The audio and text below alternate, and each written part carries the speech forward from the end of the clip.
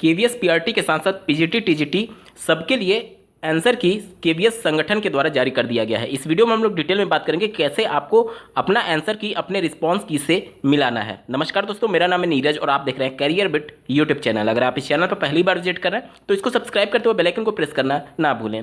Official website पर answer की जारी कर दी गई है, जहां से आप आंसर की को डाउनलोड कर लेंगे और उसके बाद से लॉगिन हो करके आप अपने रिस्पांस की को डाउनलोड कर लेंगे। बहुत सारे अभ्यर्थियों का अभी भी रिस्पांस की नहीं दिखा रहा है, आपको घबराने की जरूरत नहीं है।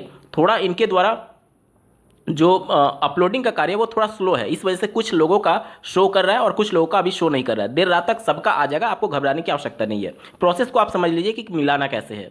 जैसे कि जब आप अपना रिस्पांस की डाउनलोड कर लेंगे, ओपन कर लेंगे, तो इस प्रकार से कुछ आपके सामने आपका रिस्पांस की आ जाएगा। यहाँ पर सबसे ऊपर देखिए सब्जेक्ट लिखा हुआ है जीई यानी जनरल इंग्लिश, क्वेश्चन नंबर 1 लिखा गया है।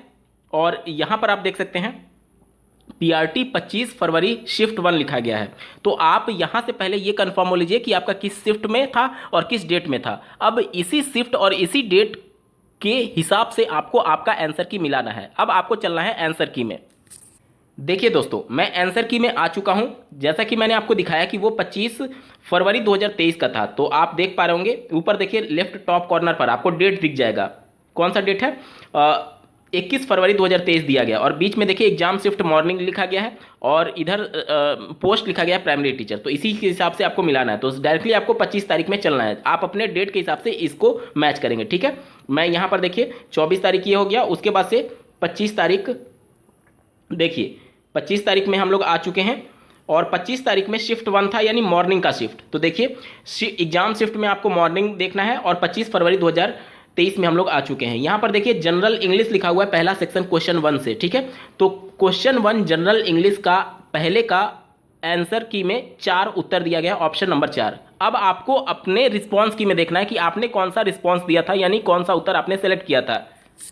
जैसे कि इस कैंडिडेट का आप देख सकते हैं क्वेश्चन नंबर 1 में जो इन्होंने ऑप्शन सेलेक्ट किया था वो 4 सेलेक्ट किया था, यानी कि इनका पहला वाला क्वेश्चन सही है, यानी इनको 1 नंबर मिल चुका है, ठीक है। इसी प्रकार से आप क्वेश्चन नंबर 2 पे जाएंगे और इसमें फिर से देखेंगे कि आपने कौन सा ऑप्शन सेलेक्ट किया था। तो आपने ऑप्शन नंबर 4 को सेलेक्ट किया हुआ है। आंसर गिवन में देखिए 4 लिखा गया ना। तो अब फिर से आपको आंसर की में चलना है दूसरे नंबर के क्वेश्चन को मैच करने के लिए। देखिए दूसरे नंबर क्वेश्चन में जो आंसर की है उसमें 1 लिखा गया है, यानी कि दूसरा वाला प्रश्न इनका गलत हो गया, ठीक है। तो 1 नंबर एक तरीके से इनको नहीं मिलेगा, ये वाला क्वेश्चन गलत होने की वजह से, ठीक है।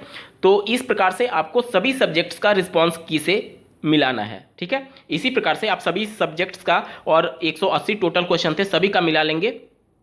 और इसके हिसाब से अब देखिए बहुत सारे अभ्यर्थियों को ये कन्फ्यूजन हो सकता है कि किसी किसी में एक तरीके से ड्रॉप लिखा हुआ है आंसर की में, तो उस वाले प्रश्न में हो सकता है कि आयोग आपको कॉमन नंबर दे दे या फिर उस प्रश्न को हटा दिया जाए। हालांकि चांसेस ज्यादा है कि आपको कॉमन नंबर मिले। क्यों?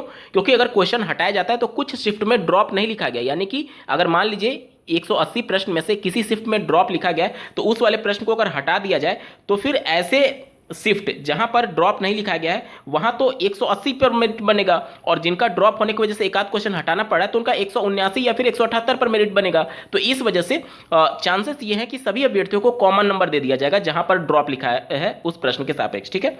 और ऐसे प्रश्न जिसमें 2-3 विकल्प सही मान लिया गया है तो उसमें जो भी विकल्प आप आंसर की में देख रहे हैं अगर आपने वहीं सेलेक्ट किया था तो आपको कॉमन नंबर दिया जाएगा। जैसे कि इसी प्रश्न में देखिए 33 नंबर प्रश्न में ड्रॉप लिखा है, तो इसका मतलब ड्रॉप का मतलब तो ये सीधे तौर पर ये होता है कि क्वेश्चन को हटा दिया जाएगा इस पेपर से। लेकिन क्वेश्चन हटाने पर बहुत सारे विवाद हो सकते हैं, क्योंकि जिसमें ड्रॉप नहीं है उसमें मेरिट 180 पर बनाना पड़ेगा और जिसमें ड्रॉप है उसमें उस प्रश्न को हटाने के सापेक्ष 1 नंबर कम पर मेरिट बनाना पड़ेगा, जिससे विवाद हो सकता है। इसलिए हो सकता है कि ड्रॉप जिस पे भी लिखा हुआ है सभी अभ्यर्थियों को कॉमन नंबर दे दिया जाए पर्टिकुलर उस शिफ्ट में, ठीक है। और जिस भी प्रश्न के सापेक्ष 1 से ज्यादा विकल्प दिए गए हैं तो अगर आपने वो विकल्प चुना है जो कि प्रश्न में दिया गया है तो उसके हिसाब से आपको नंबर दे दिया जाएगा। आप सभी के कितने मार्क्स आ रहे हैं कमेंट के माध्यम से जरूर बताइएगा, और आपको आपके रिजल्ट के लिए बहुत बहुत ढेर सारी शुभकामनाएं। और आप अपने इंटरव्यू की तैयारी आज ही से शुरू कर दीजिए, क्योंकि बहुत जल्द इसके लिए एग्जाम शेड्यूल भी केवीएस के द्वारा जारी कर दिया जाएगा। इस वीडियो को देखने के लिए आपका बहुत बहुत धन्यवाद। भगवान करे आपका दिन शुभ हो।